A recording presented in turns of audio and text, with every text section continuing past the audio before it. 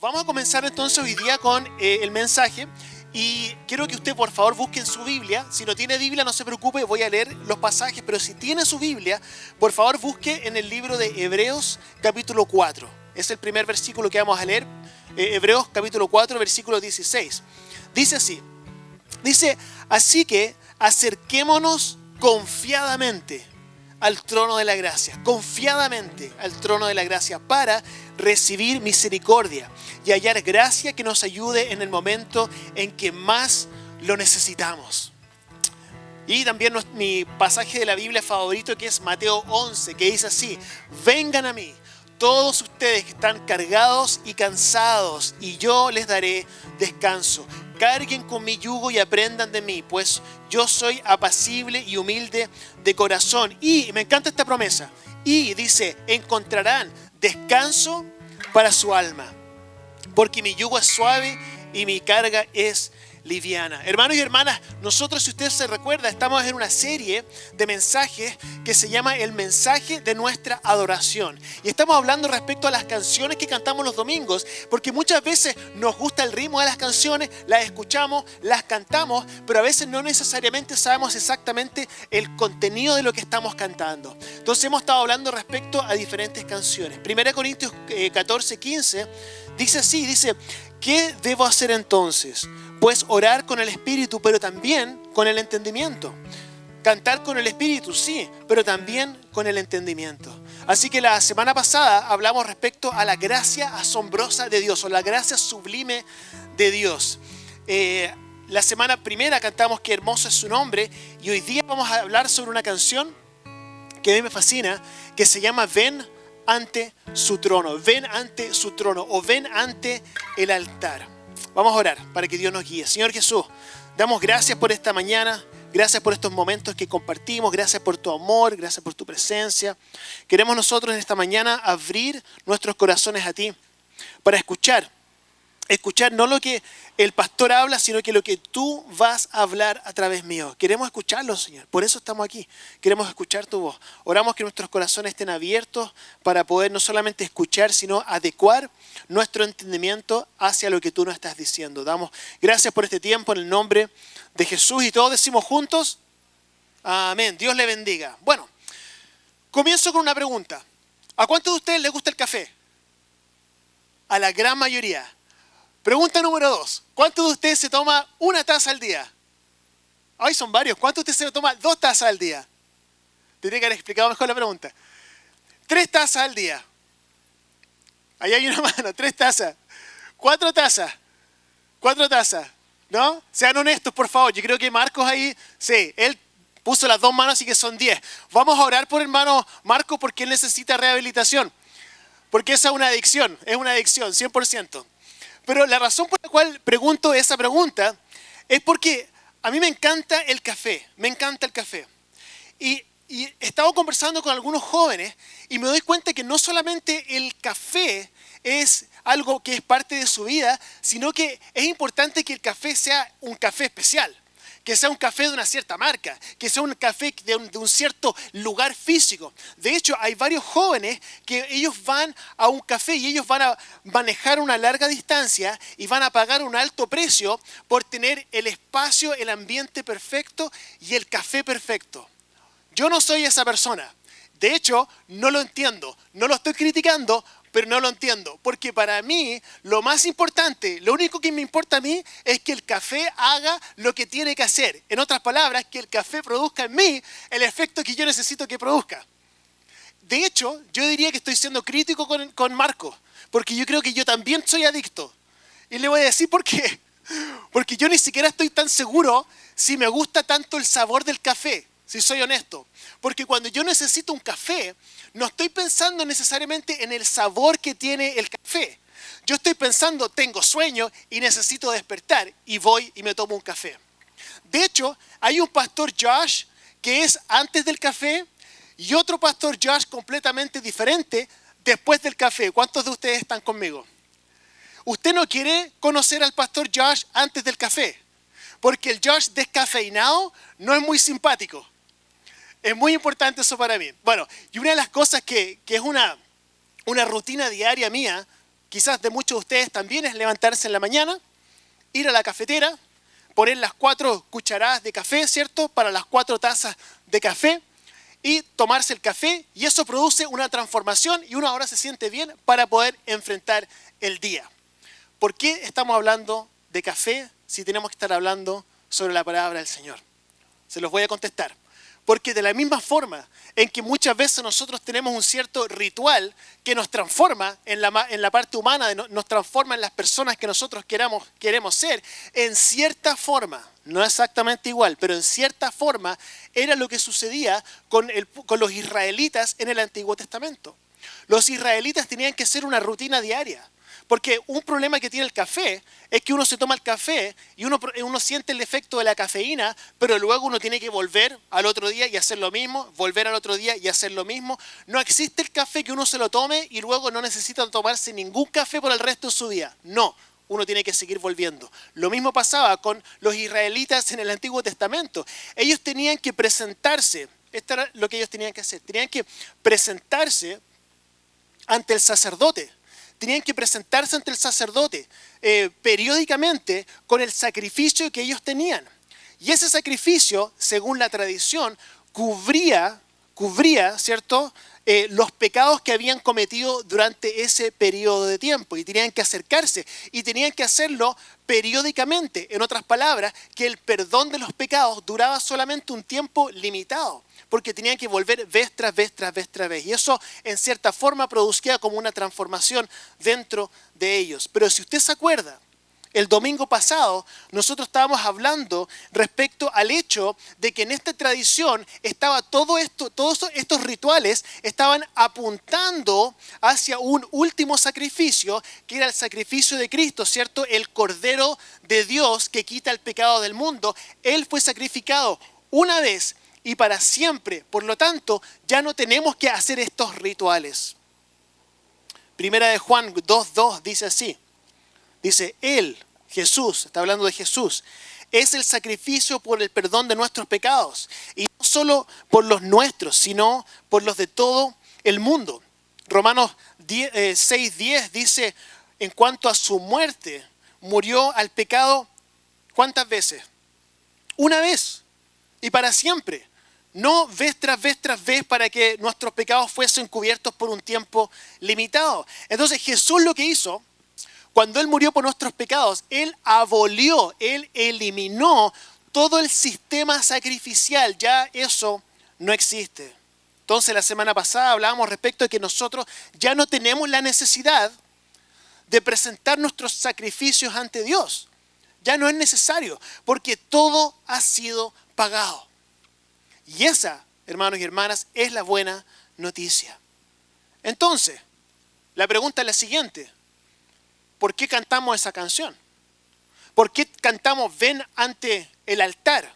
La traducción al español es ante el trono, pero la canción original es ven ante el altar. ¿Por qué esta canción dice que tenemos que venir ante el altar si ya el sacrificio se cumplió? ¿Por qué cantamos esta canción de que hay que venir ante un altar? Y aquí está lo hermoso. Y aquí está la respuesta. Es porque en el Antiguo Testamento, trate de imaginarse esto, en el Antiguo Testamento había un sumo sacerdote, había una persona, había un ser humano que representaba ante la gente, era el representante de las personas ante Dios. Él era la persona que presentaba los sacrificios ante Dios. Había mucho movimiento dentro de este sistema. Y uno se acercaba a este sacerdote con su sacrificio. Y este animal tenía que ser perfecto, sin ningún defecto. Entonces, por ejemplo, si yo me tenía que presentar ante el sacerdote, yo estaba nervioso. Porque yo no sabía si mi sacrificio iba a ser aceptable ante los ojos del sacerdote. Porque si el sacerdote decía que mi sacrificio no era suficiente, significaba que ese sacrificio no era suficiente para Dios. Y era posible que yo presentara ese sacrificio y como el sacrificio no era aceptable, que yo o tenía que ir a buscar otro sacrificio o me tenía que ir para la casa sin tener mis pecados perdonados. Entonces el sacerdote en ese tiempo te estaba cuestionando. Uno venía ante el altar asustado. Uno venía ante el altar sintiéndose culpable. Uno venía ante el altar sintiéndose avergonzado. Uno venía ante el altar sintiéndose condenado. Pero Jesús cambió el guión completamente. Hebreos 4:14 dice, por lo tanto, ya que en Jesús, el Hijo de Dios, tenemos, escuche esto, muy importante, ante el Hijo de Dios tenemos un gran sumo sacerdote. En otras palabras, ya no tenemos ese sacerdote que no le importa nada. Tenemos un sumo sacerdote que está hablando respecto a Cristo, que ha atravesado, dice la palabra, los cielos. Aferrémonos a la fe que profesamos. Porque, escuche esto, no tenemos un sumo sacerdote incapaz de compadecerse de nuestras debilidades, sino uno que ha sido tentado en todo de la misma manera que nosotros, aunque sin pecado. Entonces, el sumo sacerdote del Antiguo Testamento era alguien que estaba completamente alejado de la sociedad. Era alguien que estaba completamente alejado de la realidad. Era alguien que estaba completamente fuera de contacto con las personas. Era distante, no le importaba. Era solamente para el sumo sacerdote un trabajo rutinario. De hecho, estaba leyendo que algunas veces habían días en que se hacían hasta 1 millón de sacrificios de animales diarios. Era una rutina. Y el sumo sacerdote no estaba particularmente feliz de verte. Era un ritual que simplemente había envejecido en el tiempo. Pero Jesús viene y Él cambia la historia. Porque ya no tenemos que acercarnos a la presencia de Dios con miedo. Ya no tenemos que presentarnos ante Dios con miedo. De hecho, antes, no solamente uno iba con miedo, sino que antes uno tenía que venir ante la presencia del altar con algo que ofrecer. Incluso ese algo que uno tenía que ofrecer era cuestionado. Pero hoy día, hermanos y hermanas, nosotros estamos invitados a entrar a la presencia de Dios con las manos vacías. Con las manos vacías. Porque ahora estamos invitados a entrar a la presencia de Dios porque entendemos que no tenemos nada que ofrecer, porque todo lo que había que ofrecer lo ofreció Cristo cuando murió en la cruz por nuestros pecados. Si nosotros nos presentáramos ante el altar con las manos vacías, nos parece extraño. Uno se pregunta, bueno, yo debiera tener algo que ofrecer. Sin embargo, todavía está esta invitación de presentarnos ante el altar y puede parecer confuso. Ok, nos presentamos ante el altar. ¿Es una invitación de presentarnos ante el altar? Sí, pero con las manos vacías. De hecho, lo decíamos la semana pasada, si tú te presentas ante el altar con algo que ofrecer, en cierta forma estamos deshonrando la cruz. Porque cuando creemos que tenemos algo que ofrecer, lo que estamos diciendo es que el sacrificio de Cristo no fue suficiente. Que hay que agregarle algo más, que los clavos no entraron suficientemente profundo, que hubiese tenido que estar colgado en la cruz durante más tiempo. Entonces, presentarnos ante el altar sin nada que ofrecer es muy importante. Nos presentamos, hermanos y hermanas, recuerde esto, con las manos vacías ante Dios, sin nada, pero tampoco sin culpa. Sin culpa, sin lástima, sin condenación, sin miedo, nosotros llegamos al altar. Y ya no está este sumo sacerdote que está completamente removido de la realidad, sino que un sumo sacerdote, Cristo Jesús, que ha pasado por todo lo que nosotros hemos pasado. Un sumo sacerdote que entiende tu dolor. Un sumo sacerdote que entiende tu soledad. Un sumo sacerdote que entiende tu frustración, que entiende tus tentaciones, que entiende tus insatisfacciones, que entiende todo lo que tú has pasado. ¿Sabe por qué? Porque Él también lo vivió. No es este sumo sacerdote distante. Él está cercano a ti. Está cercano a mí. Él sabe por todo lo que tú has pasado. Pero sin pecado. Lo cual lo califica. Es el único calificado para poder presentarse como este sacrificio. Entonces, este mensaje, hermanos y hermanas, esta mañana, es un mensaje respecto al perdón. Pero no un mensaje en el sentido de que yo tengo que perdonar a otra persona. Eso es importante, pero es un mensaje para otro día. Este mensaje es para que usted pueda acercarse al trono de Dios, acercarse ante el altar y permitir que el sacrificio de Cristo y que la sangre de Cristo lo purifique. Ahora, cuando uno habla de sangre, muchas veces uno dice, oye, qué feo la sangre, ¿cierto? Pero tenemos que ponernos en el contexto. En la tradición judía la sangre era parte del ritual de este sacrificio en el cual el sumo sacerdote tomaba la sangre del cordero y lo salpicaba en contra de las murallas. Y eso era señal de purificación porque la sangre representaba la vida. Entonces, cuando está hablando cuando hablamos respecto a que la sangre nos purifica, estamos hablando sobre lo que Cristo hizo por nosotros. Y esa es la invitación. La invitación es a permitir que te limpie, que te haga nuevo. Porque si estuviéramos en la cultura judía en este momento y nos presentáramos ante el altar con las manos vacías, no tendría ningún sentido. Pensarían que estamos siendo sacrílegos o es alguna broma, ¿cierto? Quizás los castigarían o los mandarían para la casa, pero hoy en día es completamente diferente. Es completamente diferente, hermanos y hermanas. Cristo es el sumo sacerdote que a usted, cuando lo recibe con los brazos abiertos. No es un sumo sacerdote que no le importa su vida.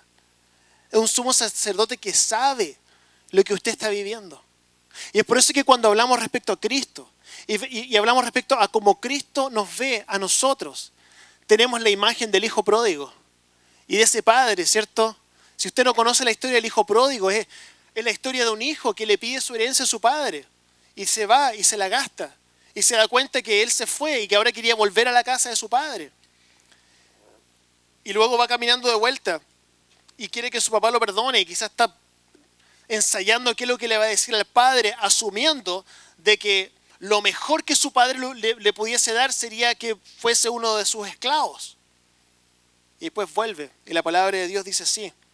Lucas 15:20 dice, así que emprendió el viaje y se fue a su padre. Todavía estaba lejos cuando su padre lo vio y se compadeció de él y salió corriendo a su encuentro. Dos cosas. Uno, cuando todavía estaba lejos. Cuando todavía estaba lejos, su padre lo vio. Número dos, salió corriendo a su encuentro. Quizá eso es importante entender por qué es significativo que el padre salió corriendo. Porque en la cultura judía, un hombre corriendo era vergonzoso. No sé por qué, pero la cultura judía era así. Los niños corrían, las mujeres corrían, los sirvientes corrían, los hombres nunca corrían. Era vergonzoso. Entonces, cuando decía que el padre fue corriendo, el público al escuchar a Jesús decir eso, sería como, ¡ah! ¡Qué extraño! Era como para nosotros si habláramos de un hombre corriendo en ropa interior. Era como una imagen así, como una imagen tan como fuera de foco. Pero eso es lo que dice la palabra, que en el momento en que te vea a la distancia, tu Padre Celestial va corriendo a tu encuentro, no le importa nada, deja todo de lado, va y lo único que quiere es encontrarse contigo. Ese es el espíritu de lo que está entregando. Lo abrazó, dice, y lo besó. Esta es la imagen. Mire, yo no sé qué imagen usted tiene de Dios. Quizá usted piensa que Dios lo está esperando para condenarlo, que Dios lo está esperando para juzgarlo, pero yo me doy cuenta que en este texto no está hablando respecto a esto. Lo que está diciendo es que quiere encontrarse con usted, quiere abrazarlo, quiere estar cerca suyo. Y quizás usted está aquí y se siente como el hijo pródigo, quizás usted se siente que está lejos de Dios.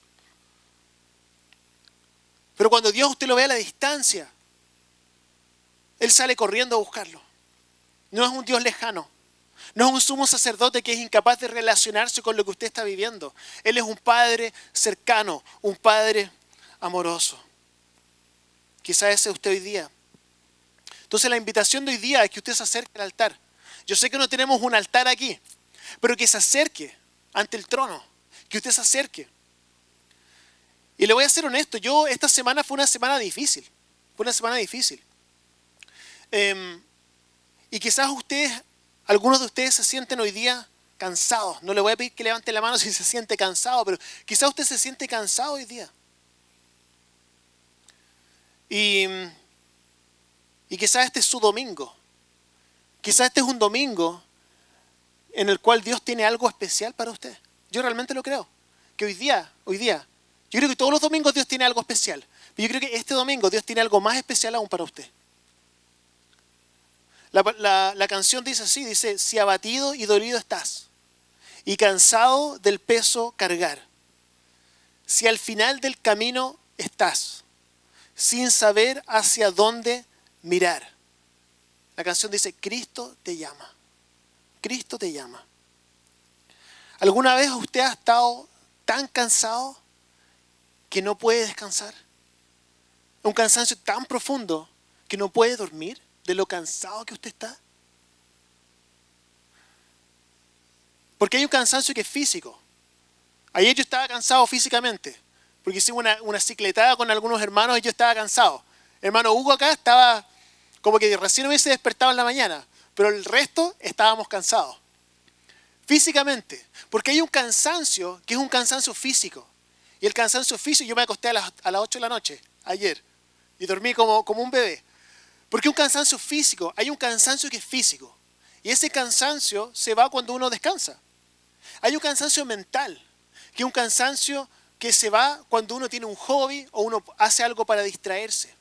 Pero hay otro tipo de cansancio, hermanos y hermanas, que es un cansancio que no se va con dormir, que no se va con un hobby, que no se va con una distracción. Es un cansancio que es el cansancio del alma.